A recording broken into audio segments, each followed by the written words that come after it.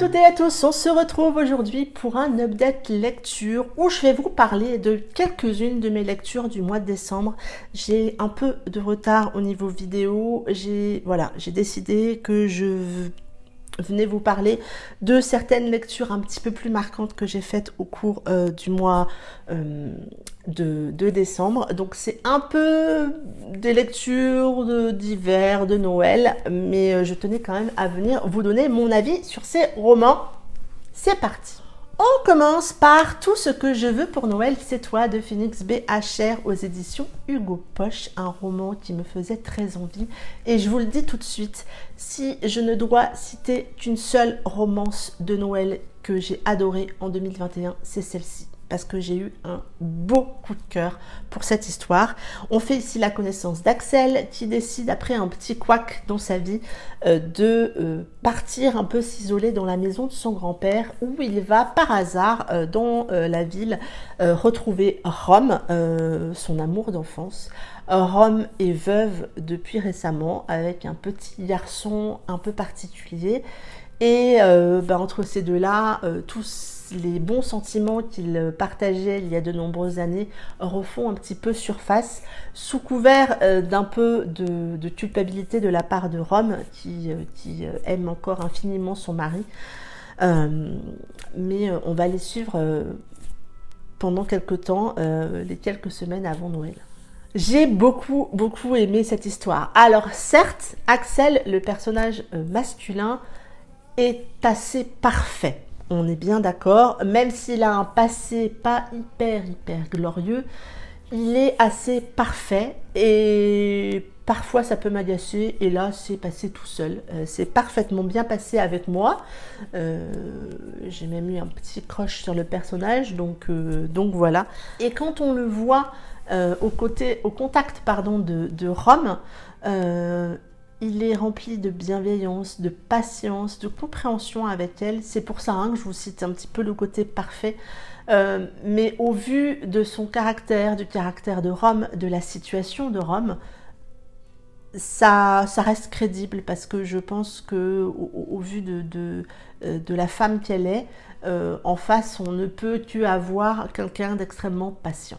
Quant à Rome, c'est un personnage féminin qui m'a assez plu. Je trouve qu'elle elle est complètement dévouée à son fils, qui a une petite particularité qui lui demande beaucoup de temps, beaucoup d'attention. Et Rome donne tout, hein. Sa priorité reste son fils. Elle est encore un petit peu engluée dans son deuil. Et je crois que ça fait 12 ou 18 mois qu'elle est veuve. Je pense que c'est un délai normal et on est encore dans son deuil à partir de ce moment-là.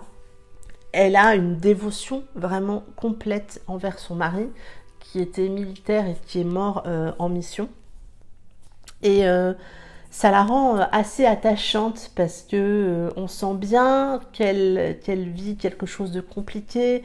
Elle est vraiment à fond par rapport à son fils et elle a peut-être besoin d'avoir cette petite bulle d'oxygène, ce temps pour elle, et c'est ce que doucement Axel va lui apporter et j'ai aimé. Ça prend vraiment son temps, c'est une histoire qui prend son temps sur un schéma de retrouvailles, mais ça pouvait pas aller plus vite. Elle est dans un deuil vraiment à fond, ça ne pouvait pas aller plus vite. Ça a été une très bonne lecture. J'ai passé un super moment.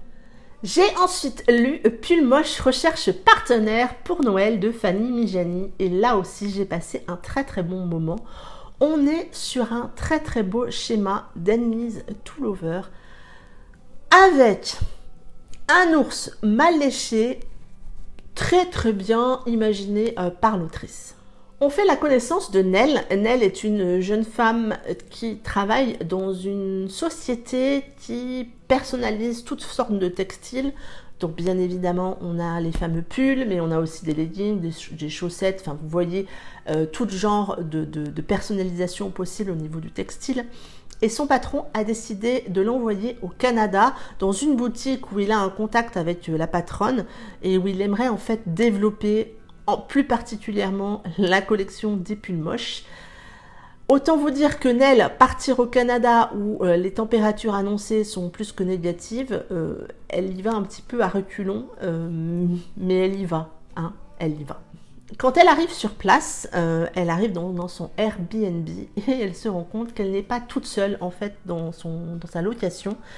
Il s'avère que le fils des propriétaires est aussi là. Leur première rencontre est hyper... ça fait des étincelles. Il n'y a pas d'autre solution, plus aucun logement n'est disponible dans la ville, pareil pour les hôtels. Ils vont devoir cohabiter.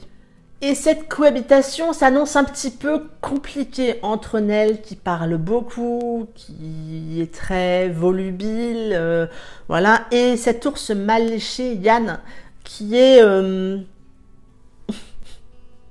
très renfermé sur lui, très bourru, qui râle tout le temps, qui déteste les gens qui parlent. Autant vous dire que cette cohabitation entre ces deux-là est un petit peu explosive. Et avec cette histoire, j'ai passé un super moment. Ça a été un roman qui m'a apporté beaucoup de joie, beaucoup de sourires, de fou rire, parce qu'il y a des situations vraiment drôles et vraiment incongrues qui nous donne le sourire, qui nous apporte ce moment de bonheur quand on lit un roman. C'était ce que j'avais besoin au moment où je l'ai lu, au moment de mon marathon des romances de Noël. Ça a été un roman qui m'a vraiment, vraiment fait du bien. Et c'est extrêmement bien dosé en fait de la part de Fanny, c'est pas too much. Je trouve qu'elle a réussi en fait à doser parfaitement les situations pour qu'on arrive dans des situations parfois un peu clichés, mais qui nous font sourire, sans que ça soit trop, sans que ça soit « oh non, c'est aller trop loin ». Non, absolument pas. C'est vraiment bien dosé et vraiment, ouais, c'est vraiment bien dosé. J'ai passé un chouette moment. C'est un roman que je vous encourage à découvrir et je vous encourage à découvrir La Plume de Fanny. Ça fait deux romans que je lis d'elle, les deux romans très très différents, les deux m'ont percuté, m'ont vraiment vraiment vraiment plu. J'ai ensuite lu Haute Alchimie de Marie Meyer aux éditions Chéri Publishing, là aussi un chouette moment de lecture. On suit Alice qui est autrice de romans jeunesse, de romans graphiques jeunesse. Elle a une collection sous le nom Alice justement, qu'elle propose régulièrement, et Alice découvre que son mec la trompe et donc claque la porte et décide de partir dans la montagne, là où elle partait en vacances quand elle était gamine. Elle va tomber en panne et c'est David qui va la secourir. David, ce papa célibataire qui tient une ferme et en même temps maison d'hôte dans la montagne. Il va la secourir, il va lui proposer de la loger, une tempête de neige va arriver, elle va rester coincée et on va un petit peu les suivre tous les deux pendant quelques temps. On est là dans un schéma que j'aime bien, vous le savez, le schéma du papa célibataire, et David n'a pas dérogé à la règle dans ce rôle-là, je l'ai trouvé assez attachant. Il est bourru, il est voilà un petit peu ours mal léché, mais avec sa fille, c'est un autre homme, il est... Oui, il est assez attachant, assez drôle aussi de voir comment il réagit avec sa fille. Et en face de Alice, il se sent un petit peu perturbé. Le petit bémol pour moi dans cette histoire, c'est que je trouve que les sentiments vont assez vite. Et j'aurais aimé que ça prenne un petit peu plus son temps, que ça soit dans l'évolution, dans le temps, dans l'intensité. J'ai trouvé que ça allait un peu vite à mon goût. Mais ça reste une romance de Noël, donc voilà, faut garder ça en tête quand on lit ce genre de roman. Et c'est une romance de Noël un peu magique. J'ai trouvé que les lieux étaient extrêmement bien écrits, ces moments enneigés, ces balades dans la neige, j'ai trouvé que c'était très sympa. C'est assez immersif. Et puis on a Alice dans ce roman, et je crois qu'Alice, avec elle est gaffeuse, elle est drôle, elle a cette bonne humeur permanente qui amène beaucoup de gaieté, je trouve, dans ce roman. Donc voilà, une très belle romance de Noël qui m'a permis de découvrir La Plume de l'autrice que je ne connaissais pas. Et oui, j'ai passé un bon moment. Le personnage qui m'a le plus touchée, c'est Megan, la fille de David de 6 ans. qui a compris les choses bien avant son père, hein, on est bien d'accord, et qui amène beaucoup d'innocence et de fraîcheur à cette histoire. Une très belle romance de Noël à noter si vous avez envie de découvrir cette histoire. Et le dernier roman que j'ai envie de vous parler, c'est Le mec du chalet d'Émilie Jurius en auto-édition. Un roman qui m'a permis, là aussi, de découvrir la plume de l'autrice. Ça faisait un petit moment que ça fait un petit moment que je la suis. J'avais encore pas eu l'occasion de la lire et là, c'est chose faite. C'est une plume qui m'a complètement embarquée dans cette histoire où on suit Clara, cette jeune maman divorcée de 2 garçons. Clara, elle court après le temps, elle est tout le temps dans le speed et elle n'attend qu'une chose, cette semaine de Noël où elle s'est pris une semaine en solo dans un spa à la neige. Elle ne doit pas avoir les garçons, ils doivent être récupérés par leur père, mais voilà, leur père ne les récupère pas et Clara doit trouver une solution parce qu'elle tient à avoir cette semaine en solo. Elle va donc trouver une colonie de ski pas très loin de là où elle va être pour les 2 garçons. Elle pense que c'est la solution idéale. Cette colonie est tenue par Josh et sa sœur et Josh déteste les enfants. En fait, tous les deux, ils ont récupéré cette activité au décès de leur papa il y a 1 an. Ils essayent de survivre, de tenir la barque comme on dit et donc vont se retrouver avec une ribambelle d'enfants. Ces gamins et entre autres les 2 garçons de Clara vont enchaîner les bêtises. Josh va péter un plomb, va appeler Clara qui va débarquer dans ce chalet pour récupérer ses enfants.